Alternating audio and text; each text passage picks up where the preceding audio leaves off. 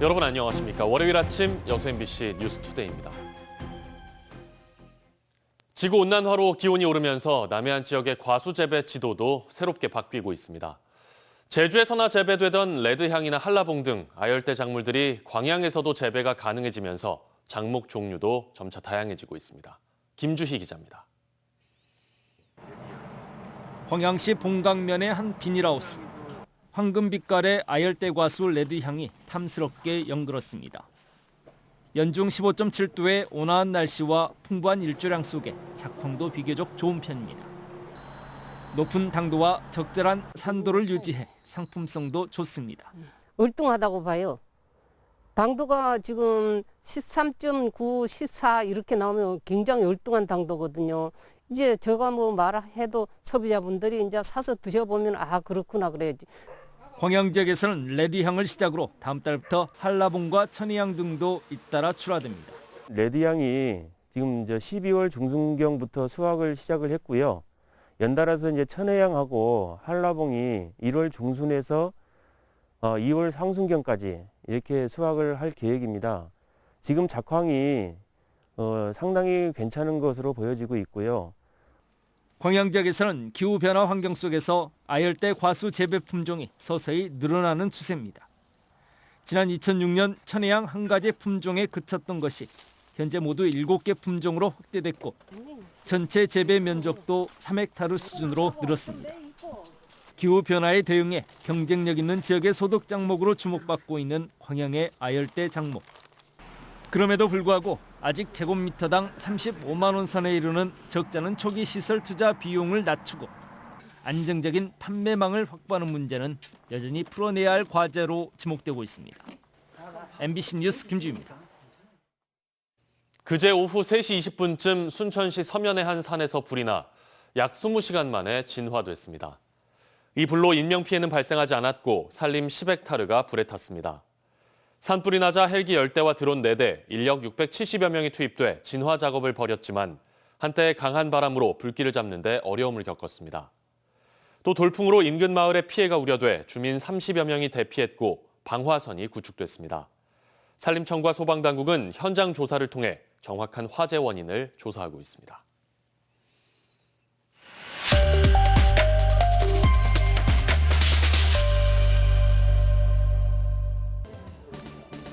뉴스에서 볼 수 없는 우리 주변 이웃들의 소소한 이야기를 귀를 쫑긋 세워 들어보는 쫑긋 인터뷰 시간입니다. 오늘의 쫑긋 인터뷰 손님은 통큰 기부로 이 연말을 더 훈훈하게 만들어주고 있는 우리 지역의 기부왕인데요. 지금 저와 함께 만나러 가보시죠.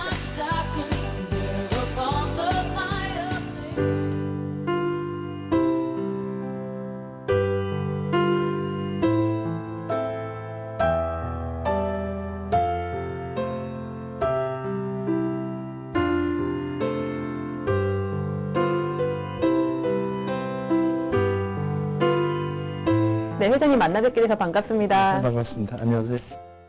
저는 여수 남면 화태리 출신이고 현재 부산에서 기업 활동을 하고 있습니다.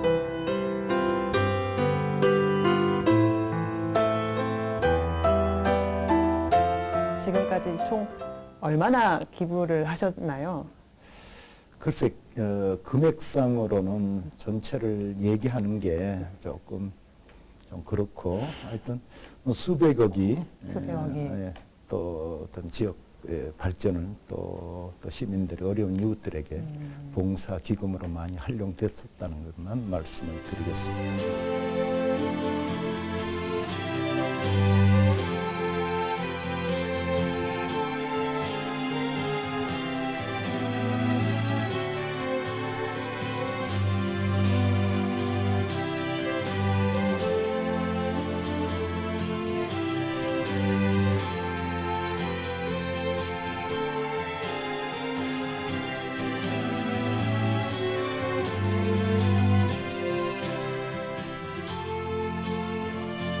저거 굉장히 어렵게 생활해 왔어요.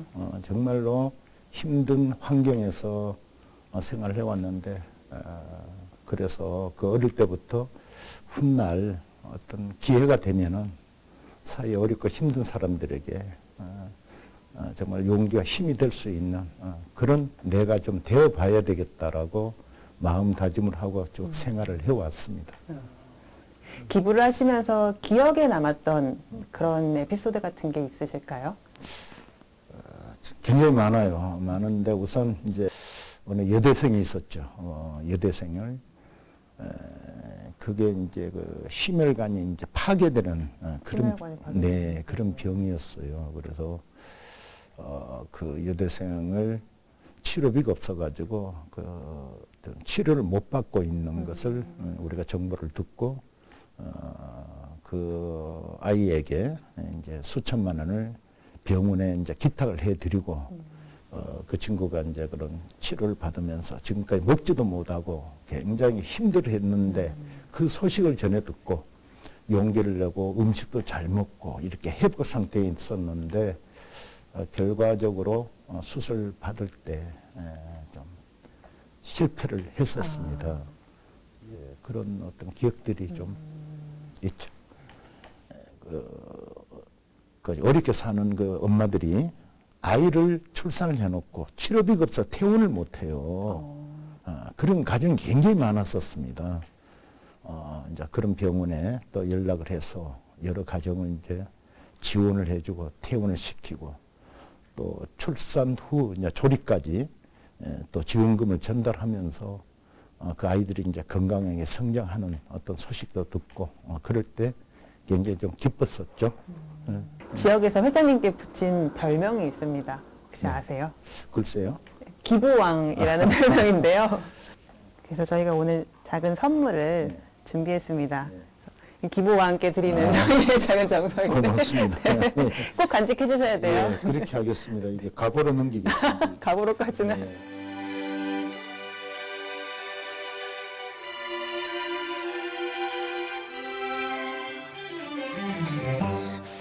기부왕으로서 앞으로의 활동 계획이 있으신가요? 지금까지는 좀 소극적으로 했다 그러면은 앞으로는 좀 적극적으로 해야 되겠는데 좀 가감없이 지역을 위해서 정말 좀 봉사를 좀 해볼까 하는 생각을 가지고 있습니다. 우리 여수 지역은 참 좋은 인재들이 많고 경치도 좋고 호수 같은 바다를 가지고 있고 또 사람들이 인심도 좋고 여수가 끊임없는 발전을 해 나가고 세계적인 그런 관광도시로 변모해 나가기를 바라고 희망을 합니다. 네. 네, 회장님 오늘 말씀 감사합니다. 고맙습니다. 네. 다음 뉴스입니다. 거리에서 폐지를 줍는 어르신들을 만나면 무거운 짐이 좀 힘겨워 보일 때가 많은데요. 이 어르신들에게 광고판이 붙어있는 가벼운 손수레를 무료로 빌려주는 곳이 있습니다. 생계가 어려운 어르신들은 광고 수익료까지 받을 수 있다는데 이다현 기자가 취재했습니다. 나이 지긋한 어르신이 손수레를 끌고 좁은 골목을 돌고 돕니다. 잠시 멈춰서서 폐지를 줍고 담고 옮기기를 반복합니다. 폐지값이 킬로그램당 140원으로 올라 수거 경쟁이 치열해지면서 수익을 벌어들이긴 더 어려워졌지만 예전의 수고로움은 덜게 됐습니다. 민관협력 사회공헌 사업을 통해 무상으로 빌린 경량 손수레 덕분입니다. 일반적인 손수레는 약 60kg 정도 나가는데 이 경량 손수레는 40kg 정도로 훨씬 가볍습니다. 약 절반은 가볍다고 봐야지. 네, 무게가 원원이 낫죠. 나이 먹은 사람들은 부담이 안 가고. 손수레 옆면엔 광고판이 붙어 있습니다. 기업에선 광고를 주고 어르신들에겐 광고료의 약 60%에 해당하는 7만 원이 다달이 돌아갑니다. 폐지를 팔아 돈을 모으고 소정의 광고료는 덤이 됩니다. 광고 수익금도 나오고 그런다고 저는 뭐 해보라는 게 얼마나 좋아요. 나한테는 그냥 뭐 쉬운 말로 그냥 복덩어리가 들어온 거죠. 그냥. 이 사업은 폐지 줍는 어르신들을 도우려는 서울대학교 학생들의 아이디어에서 시작됐습니다. 크기와 무게를 줄인 손수레를 만들고 광고로 수익을 낼 수 있는 구조를 구상한 겁니다. 공업사들을 좀 돌아다니면서 리어카 만드는 곳들에 대해 조언도 좀 받고 고물상 같은 데 서 있다가 어르신들 지나가시면은 혹시 리어카 끌다 불편하신 점은 없냐 이런 걸 좀 수기로 하나씩 물어보면서 현재 서울, 부산, 인천, 광주 등 전국 곳곳에 있는 약 400명의 어르신들이 이 가벼운 손수레를 끌고 있습니다. 공공기관, 기업 등과 협력해 해당 사업을 진행 중인 지자체에서도 반응이 좋아 사업은 더 확대될 전망입니다. 어려운 어르신들에게 경제적으로 조금이라도 보탬이 될 수 있는 사업이라고 생각해서 가능하면은 계속 확대를 하는 방향으로 추진하려고. 상생을 위한 사회공헌 사업이 어르신들의 삶의 무게를 덜어드리고 쌈짓돈도 안겨주고 있습니다. MBC 뉴스 이다현입니다.